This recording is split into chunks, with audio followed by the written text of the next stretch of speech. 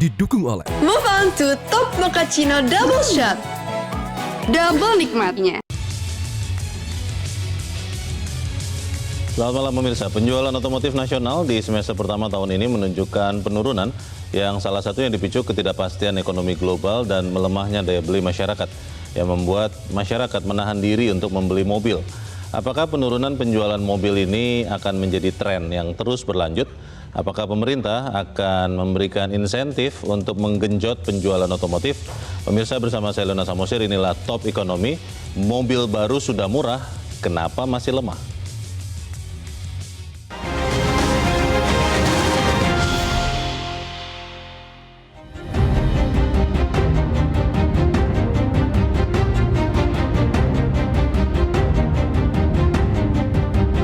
Industri otomotif nasional masih alami kelesuan.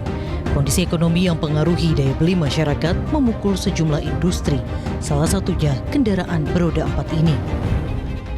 Data dari Gabungan Industri Kendaraan Bermotor Indonesia Gaikindo menunjukkan penjualan mobil di pertengahan tahun 2025 menunjukkan tren penurunan.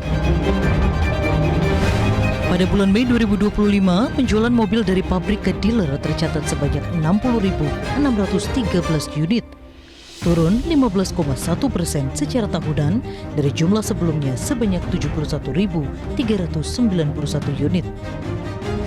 Selain itu, total penjualan mobil selama Januari hingga Mei 2025 sebanyak 316.981 unit juga turun hingga 5,5% dibandingkan periode yang sama di tahun lalu. Di sisi lain, Badan Pusat Statistik mencatat pertumbuhan ekonomi yang melambat di 3 bulan pertama tahun 2025 dan berpengaruh terhadap daya beli masyarakat. Kondisi ekonomi seperti ini membuat masyarakat berpikir 2 kali sebelum putuskan membeli mobil. Sementara itu, untuk kembali menggairahkan pasar otomotif, Kementerian Perindustrian mengusulkan adanya insentif, di antaranya berupa penanggungan pajak oleh pemerintah dan juga penundaan opsen pajak kendaraan bermotor. Dibutuhkan langkah yang tepat dari pemerintah untuk menggerek kembali angka penjualan mobil dalam negeri.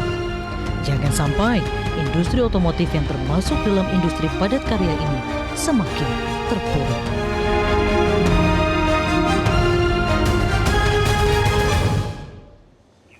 Dan pemirsa, malam ini telah hadir bersama saya 3 orang narasumber yang akan mencari tahu bagaimana bisa kembali mengangkat industri otomotif nasional. Yang pertama di sebelah kanan saya adalah Sekretaris Umum Gaikindo, Kukuh Kumara. Pak Kukuh, selamat malam. Selamat malam. Terima kasih sudah diberikan waktu. Lalu juga bersama kami telah hadir Sekjen Periklindo, Tenggono Cuandrapua. Pak Tenggono, selamat malam. Selamat malam, Pak. Tidak kesetrum ya Pak ya, karena mobil listrik. Dan udah juga aman ya. Dan juga telah hadir bersama kita pemirsa jurnalis otomotif yang juga adalah Pemret Auto Driver. Sebetulnya saya tidak perlu perkenalkan lagi karena sudah terkenal. Fitra Eri. Mas Fitra, selamat malam. Selamat malam Mas Renner. Pakai mobil bensin dan juga listrik? Yes, saya pribadi ya. Dua-duanya sudah pakai ya? Dua-duanya pakai. Baik, sebelum kita bertanya pengalamannya, saya ingin ke Pak Kuku dulu. Pak Kuku, kalau kita lihat ada penurunan penjualan mobil, Pak. Betul. Tapi memang kalau misalnya dibandingkan dengan masa COVID, itu tidak se-ekstrim itu penurunannya, tahun 2020-2021. Apakah penurunan yang terjadi di semester pertama tahun ini, itu hanya sesaat saja Gaikindo melihatnya, atau kalau tidak diintervensi, bisa terus turun, Pak? Ini kalau tidak diintervensi bisa terus turun. Yang kita khawatirkan seperti itu. Karena apa yang terjadi di Indonesia, kita tidak sendirian. Sebetulnya kalau kita bilang dari kacamata kita, Gaikindo, kita ini semenjak 12 tahun belakangan terjebak dengan 1 juta unit. Memang kita sudah masuk klub 1 juta production. Produksi setahun maksudnya ya? Produksi setahun. Oke. Naik turun di situ. Nah, kemudian belakangan pada waktu kena COVID kita turun tinggal separuh. Oke. 500.000 ya. Iya, tahun 2020 tuh ya? Tahun 2020. Oke. 2021 kita diskusi banyak dan pemerintah melakukan intervensi dan memberikan namanya PPNBM DTP. Ditanggung pemerintah? Ditanggung pemerintah. Pajak penjualan barang mewah? Naik kan dari 500 ke 800 sampai kemudian tembus 1 juta lagi. Iya. tahun berikutnya masih 1 juta. Sayangnya kondisi ekonomi global banyak gangguan, menyebabkan kita tidak baik-baik saja. Tapi dalam negeri pun juga kalah banyak juga gangguan. Iya. Kalau tahun lalu kita ada namanya option, ya pajak baru option. Akhir tahun lalu tuh ya? Akhir tahun lalu, sehingga kemudian masyarakat juga menunggu. Iya. Padahal ini belum pulih banget. Iya. Nah, apa yang terjadi di Indonesia ini juga terjadi misalnya di Thailand. Indonesia ini pasar terbesar, paling seksi di ASEAN. Selalu nomor 1. Alhamdulillah sampai sekarang masih nomor 1 walaupun 865 tahun lalu ya. Tapi posisi kedua yang biasanya diduduki oleh Thailand itu sekarang diduduki oleh Malaysia. Oh. Ketiga diduduki baru Thailand. Oke. Thailand yang biasanya jualan 800 sekian sampai 900 ribu unit itu drop menjadi tinggal 560. Kenapa itu, Pak? Banyak faktor yang sana, ekonomi iya, Politik banyak lah. juga? Kayaknya nggak sampai ke sana. Nggak sampai sana, oke. Tapi turunnya jauh lah. Yeah. Nah itu yang kita tidak ingin, apa yang terjadi di Thailand juga terjadi di Indonesia. Kita ini pasar terbesar dan harapannya kalau kemudian kita bisa melakukan sebuah kebijakan yang menyeluruh. Industri mobil ini bukan industri yang beli putus. Kita harus mikirnya panjang. Yeah. Bukan 5 tahun ya. Kalau 5 tahun baru model year change kan. Kita harus mikirnya 25-30 tahun ke depan itu kebijakannya kayak apa. Saat ini Pak, penyebab utama kenapa turunnya penjualan mobil nasional itu apakah karena memang orang masih belum yakin untuk membeli mobil karena ada ketidakpastian global, ada perang dagang, lalu juga di dalam negeri daya beli melemah, atau apa Pak penyebab utamanya Pak Kuku? Penyebab utamanya memang daya beli menurun. Kalau dari kajian yang kita lakukan dan juga informasi yang ada, kan ada kurang lebih 10-11 juta kelas menengah yang tertekan pendapatannya. Turun kelas ya? Turun kelas, turun kasta ya. Dan itu mereka, kalaupun mereka punya kenaikan income, naiknya itu sekitar 3% setahun. Oke. Sementara harga mobil yang biasa saja, bukan yang mobil mewah ya, rata-rata naiknya sekitar 7,5% setahun. Oh. Jadi gapnya makin gede kan? Oke. Nah itulah yang harus dilihat. Dan ini sudah terjadi cukup lama. Nah ini yang perlu dilakukan, kalau kita bilang perlu direstrukturisasi, karena pajaknya udah banyak banget. Nah kalau ini bisa dikurangi, karena dalam sebuah kesempatan kami juga dikritik nih dari luar nih. Negara lain ngomong, pajak mobil di tempat Anda sudah termasuk paling mahal di dunia nih. Pajak mobil di Indonesia? Pajak mobil. Banyak sekali, kalau nanti di breakdown potong di breakdown banyak sekali. Baik, saya ingin ke Pak Tenggono dulu. Pak Tenggono, ini kan Pak Kuku bicara Gaikindo penjualan mobil secara total ya, agregat. Ada mobil BBM, fosil, bensin lah kita katakan begitu. Ada juga mobil listrik ya Pak Kuku ya. Kalau untuk mobil listriknya sendiri Pak Tenggono, itu di semester pertama tahun ini apakah juga mengalami penurunan atau justru sebaliknya? Sebaliknya Pak, justru malah meningkat. Dan kalau dilihat dari penjualan tahun kemarin sekitar 5% 2024. Sampai saat ini yang dari Januari sampai Juni ini sudah mendekati tiap bulannya sekitar 98% Pak. Kenaikannya? Iya. Dibanding tahun lalu? Iya. Sekarang ini sudah menurut saya prediksinya ini bisa capai 10% untuk tahun 2025. 9,6 Pak. 9,6 ya. Bisa. Share, ya? Sekarang ini sudah sangat meningkat cukup banyak. Ya, karena ada beberapa brand yang masuk dan banyak pilihan oleh masyarakat dan teknologi yang dibawakan mereka ini juga canggih, orang juga suka ya. Dan memang Indonesia harus berperan sebagai negara menjadi hub untuk setir kanan. Setir kanan. Karena industri ini banyak dibawa dari Tiongkok. Mereka setir kiri. Dan setir kiri bolehlah mereka produksi dan mereka jual di dalam negerinya. Tapi untuk setir kanan, negara ASEAN ini cukup banyak. Malaysia nggak mungkin, Singapura nggak mungkin dia bikin pabrik sendiri, Pak. Tidak capai ekonomi scale-nya tidak capai.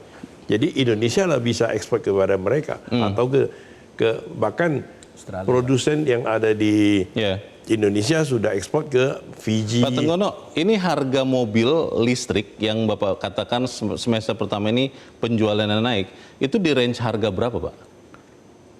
Rata-rata? Ya, kalau mobil listrik sekitar yang ada sekarang ini 300-an sampai 600 begitu kan. Jadi 300 juta ke atas. Ya, 300 juta kan. Dan itu dari Januari tahun ini sampai Juni justru naik penjualannya. Naik cukup banyak. Apa yang membuatnya naik tidak terjadi di tahun lalu, Pak? Apa hal yang berbeda? Apakah Tahun lalu chargingnya tahun lebih lalu- banyak atau apa? Tahun lalu kan belum banyak, Pak, belum banyak pilihan. Oh, Nah, brand tahun yang ini masuk. brand yang masuk begitu banyak sehingga banyak pilihan, orang cenderung mencari sesuatu yang baru. Oke. Nah, makanya mereka Orang Indonesia kepo katanya. kepo gitu. Oke. Meninggalkan yang bahan bakar Yeah. menuju ke listrik. Baik. Dan kalau Jakarta Yeah. karena ada genap ganjil. Insentif. Nah, Bebas ada ganjil genap. Yang bebas ganjil genap. Asal ada garis biru di plat nomornya. Dan sebenarnya dengan pakai mobil listrik itu saya juga pakai Oke. dengan sangat irit sih. Baik, sebelum Pak Tenggono melanjutkan promosi, saya ingin ke Mas Fitra. Mas Fitra, kalau tadi Pak Kuku berbagi kekhawatiran ya, walaupun belum se-ekstrim penurunan di saat COVID, Anda sebagai pengguna iya, tester juga iya, influencer juga, Anda melihat bahwa penurunan penjualan mobil ini bisa berlanjut, katakanlah di semester kedua tahun ini, atau seperti apa Mas Fitra? Kalau saya prediksi dan harapannya, ini tidak akan berlanjut terlalu lama. Oke. Tapi memang benar seperti yang dibilang oleh Pak Kukuh, bahwa beban pajak bagi pembeli mobil di Indonesia itu sangat besar. Nanti mungkin akan dipaparkan oleh Pak Kukuh pajak apa saja, termasuk sampai pajak progresif juga. Nah, yang menarik di sini adalah penjualan mobil menurun. Padahal mereknya makin banyak, bahkan penjualan mobil listrik Naik. meningkat. Nah, selain memang ekonomi global yang lagi ada ketidakpastian, Yeah. ada perang yang membuat orang juga ada sebagian yang khawatir dan menunggu Menahan atau diri ya? menunda untuk pembelian. Kemudian pertumbuhan ekonomi Indonesia juga yang tidak secepat pertumbuhan harga mobil. Iya. Ada juga kalau kami melihat dari sisi konsumen, insentif yang diberikan ke pemerintah itu banyak untuk mobil listrik. Oke.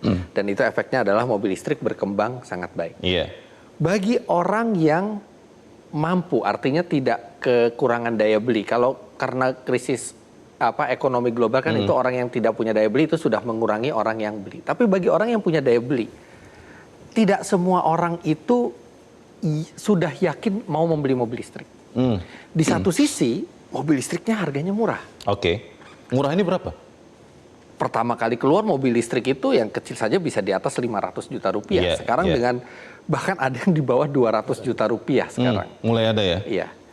Ketika insentif pemerintah ditambah juga merek-merek itu bisa melakukan efisiensi mungkin di perusahaan sampai membuat harga yang sangat menarik untuk konsumen. Ini sangat menarik untuk konsumen yang memang sudah ada ketertarikan membeli mobil listrik. Oke.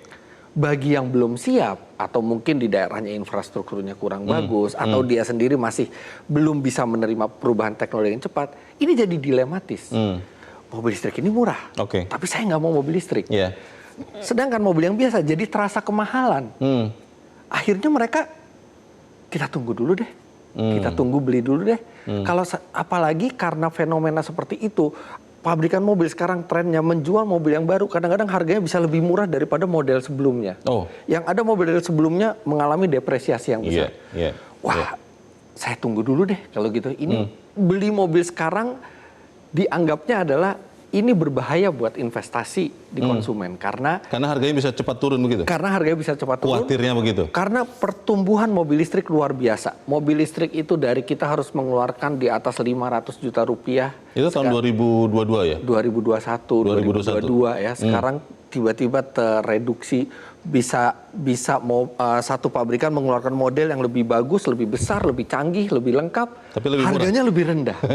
Nah, Oke. jadi ada psikologis juga orang sedikit menunda pembelian sampai ini stabil semua. Oke.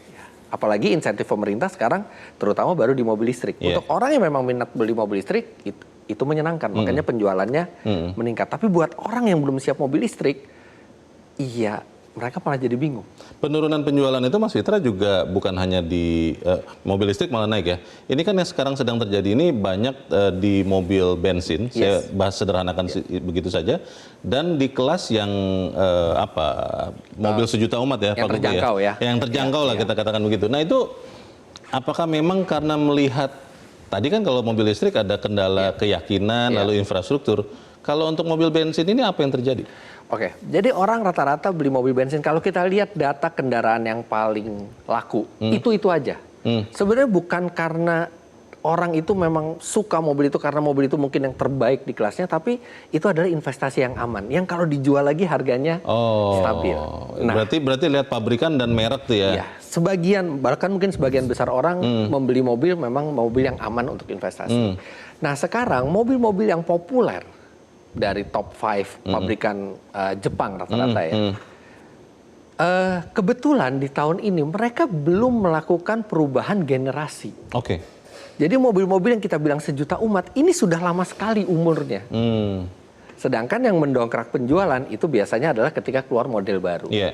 Nah model baru dari produk-produk terlaris ini belum ada yang keluar. Jadi itu pun punya kontribusi untuk orang menunda pembelian. Oke. Kalau kita lihat gitu ya bahwa sekarang yang banyak baru itu mobil listrik, merek baru, yang orang mungkin belum punya trust ke merek tersebut. Kenal juga belum jangan-jangan. Sedangkan untuk merek dan model yang sudah punya trust, ini modelnya masih terlalu lama belum berganti. Oke. Pertanyaan besarnya adalah apakah memang tren ini masih akan membaik, berlanjut? Semoga tidak. Tapi apakah akan membaik ataukah memang pemerintah harus intervensi seperti saat COVID? Pemirsa tetap bersama kami. Top Ekonomi segera kembali.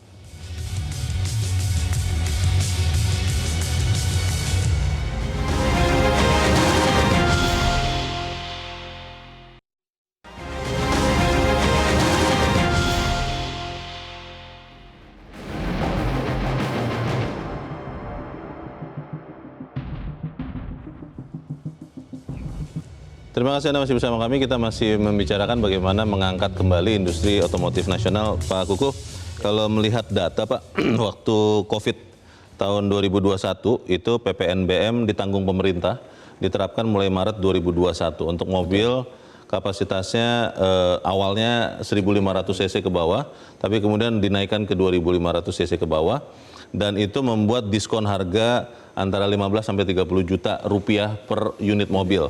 Dan data Gaikindo 2021 memperlihatkan dari 532 ribu penjualan di 2020 jadi 887 ribu Pak. Betul. Ini datanya. Nah itu LCGC dan segmen menengah MPV itu melonjak signifikan. Memang betul bahwa penurunan yang terjadi saat ini belum sampai 10% ya. Sementara pada saat itu sudah 50%-an ya Pak turunnya. Tapi apakah memang pemerintah bisa, seperti tadi ada usulan dari Kementerian Perindustrian, mulai memberikan insentif untuk memboosting penjualan otomotif di semester kedua tahun ini? Ya, ada beberapa hal yang mungkin perlu diketahui. Insentif, kalaupun ada, segera dilakukan. Jangan kemudian ini hanya wacana. Begitu wacana, tadi yang dikatakan Mas Fitra, itu orang menunda. Kita tunggu insentifnya keluar. Kita pernah mengalami hal seperti itu. Jadi kalau wacana orang malah menahan pembelian? Kita pernah terjadi itu.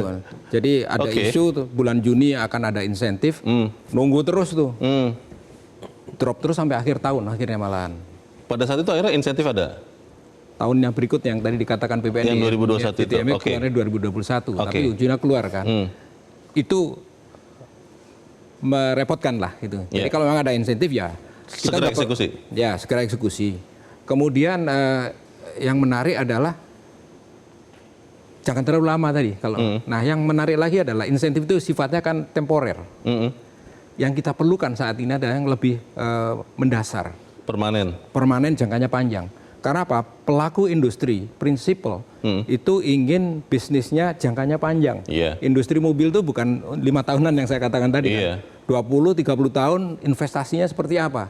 Nah kalau kebijakannya itu kemudian panjang, mereka berani model baru di Indonesia, kita kembangkan di Indonesia. Buka pabrik lagi mungkin? Ekspansi lah segala macam. Tadi yang dikatakan Pak Tenggono betul. Tahun lalu kami bersama Kementerian Perindustrian ke Cina. Kita challenge Cina. Silakan Anda produksi setir kiri untuk seluruh dunia di Cina. Setir kanannya bikinlah di Indonesia. Kita bisa ekspor ke Australia setir kanan. Banyak negara karena kita sudah ekspor ke 93 negara saat ini. Indonesia itu sudah swasembada mobil sebetulnya. Jadi kalau ini kemudian terus kita kembangkan, dengan kebijakan yang Iya. jangka panjang, Iya. orang rame-rame datang ke sini. Belum seperti itu aja udah banyak yang datang, Pak. Iya. Jadi kalau itu dilakukan permanen, kapasitas masih ada kita. Pak Kuku bicara pajak ya. Ya. Mungkin kita ingin sederhanakan lah secara sederhana begitu ya. Yang tadi Bapak katakan di Indonesia orang dari luar mengatakan salah satu yang pajak mobilnya paling mahal. Ya.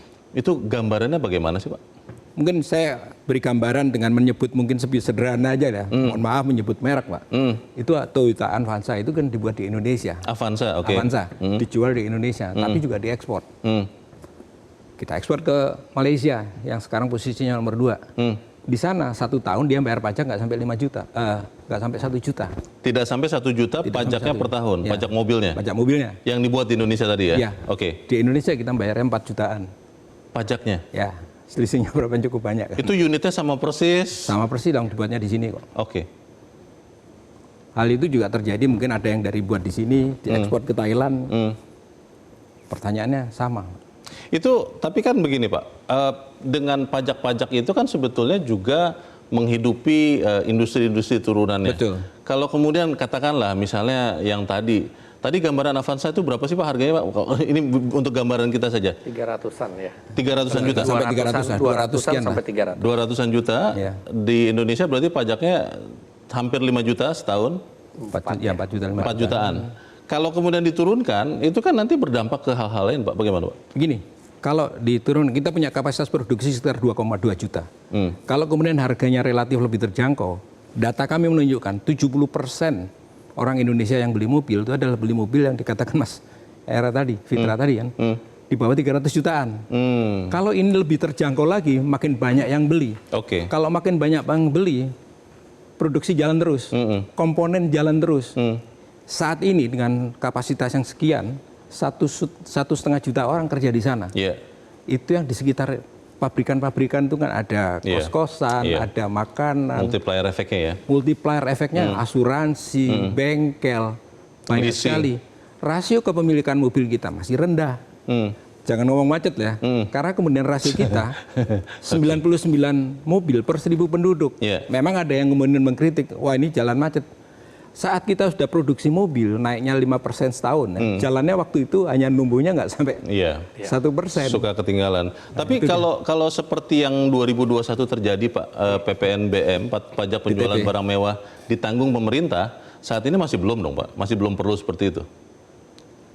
Kenapa harus nunggu sampai lebih parah ya? Kalau kita segera bisa bangkit ya. Karena mungkin yang kita butuhkan bukan lagi insentif jangka pendek, jangka panjang. Nah kalau jangka panjang kan sifatnya, ada kepastian lebih baik kan Oke. di industri otomotif Indonesia. Iya. Kita tembus yang 1 juta. Karena apa? Dari data kita juga menunjukkan, Iya. di tengah kondisi yang lagi sulit, orang akhirnya beli mobil bekas. Nah, pasar mobil barunya nggak sampai 1 juta, pasar mobil bekasnya 2 juta. Artinya pasar mobil di Indonesia ini Ada. 3 jutaan, Pak. Baik. Pak Tenggono, kalau mobil listrik kan mendapatkan banyak insentif ya. Ya. Untuk sekarang, kalau saya perlebar sedikit Pak, ke motor listrik Pak. Karena kan mobil dan motor listrik, itu apakah masih terus menikmati insentif yang sama atau seperti apa kondisinya? Motor udah tidak ada lagi subsidi, Pak. Tidak ada lagi subsidi? Tidak ada. Bukan Yang seperti yang dikatakan Pak Kuku, sudah diberitahu dikeluarkan, tapi Nggak keluar. realisasinya tidak ada, semua pada tunggu. Itu yang 7 juta per 7 juta per motor? per motor, Per unit ya? per unit, per KTP, per Oke. identitas. Itu maksudnya tahun ini saja atau tahun lalu juga? Sejak tahun ini belum ada realisasinya, belum ada. Itu menekan penjualan Pak? Oh iya Pak, sakit gigi kalau kita lihat mereka. Sakit gigi itu maksudnya? Hah? Udah sakitnya nggak karuan, udah pada dealer yang menjual juga setengah mati, pabrik juga udah pada kolaps, gitu loh. Untuk pada motor tunggu ya, motor listriknya. Untuk Karena motor pada listrik. menunggu kapan ini saya mau beli umpamanya harga mobil 14 juta. Motor Dengan listrik motor, ya? 14 juta. Ya, atau 20 juta. Dengan 7 juta itu sangat separuh kan. Signifikan itu. Iya, pada nunggu. Jadi sekarang akhirnya penjualan drop. Drop banyak. Sudah ada yang tutup Pak? Ada Pak. Tutup. udah angkat kaki. Kan kebanyakan investor Pak mereka. Berarti yang 7 juta itu harus segera diadakan lagi? Seharusnya gitu segera diadakan kalau memang pemerintah akan terus karena sudah disampaikan di depan gitu. Motor yang 7 juta mulai tahun ini tidak ada lagi, masih belum tahu bagaimana kelanjutannya. Untuk mobil itu kan Mobil insentif lain. kena potong PPN? Ya. Berapa persen, Pak? Kita konsumen cuma bayar 2%. 2%? 10% ditanggung pemerintah. Oke. Dan satu lagi Pak yang mengenai yang dari motor listrik, motor BBM ke konversi. Konversi? Yang itu 10 juta Pak. Ini juga nggak jelas. Maksudnya nggak jelas? Belum keluar? Belum keluar. Tahun ini saja atau tahun lalu juga? Sebelumnya ada, tahun ini nggak ada. Tahun ini belum ada? Ya. Belum ada mungkin, Pak? Ya kita Sedang nggak tahu. digodok? Mungkin Pak, mudah-mudahan ada. Oke. Makanya kita harap pemerintah cepat kalau memang ada Ya. disediakan supaya ekonomi ini bisa hidup kembali mereka Baik. ini. Kami sebetulnya berusaha mengundang perwakilan pemerintah.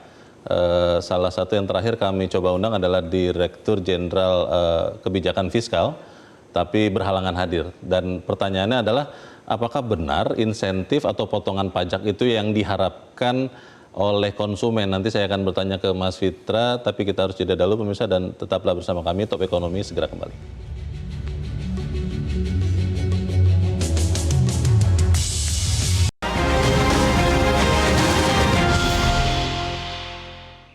Terima kasih Anda masih bersama kami dan kita ada di bagian akhir diskusi kita malam ini. Mas Fitra, untuk merangkum ya apa yang sebaiknya dilakukan oleh pemerintah dan kita semua, itu kira-kira apa?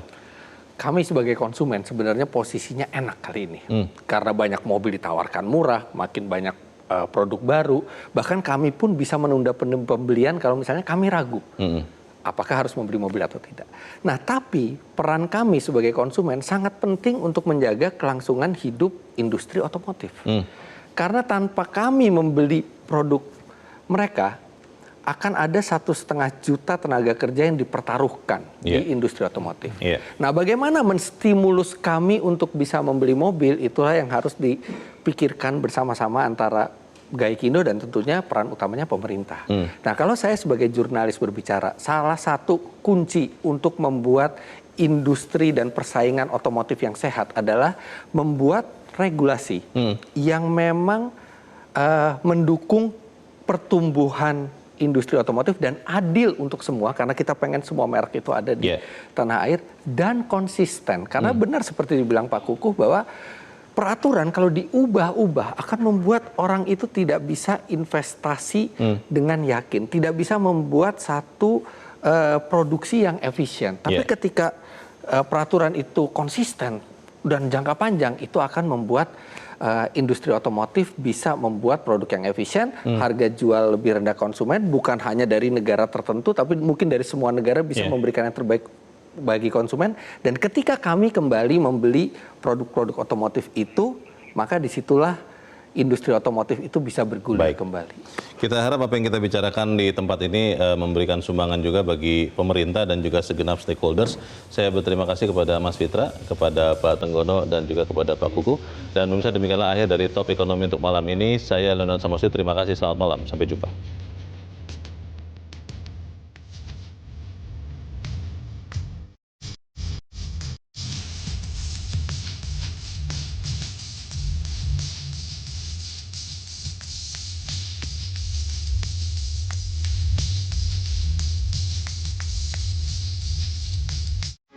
Metro TV. Jelajahi cara baru mendapatkan informasi. Download Metro TV Extend sekarang.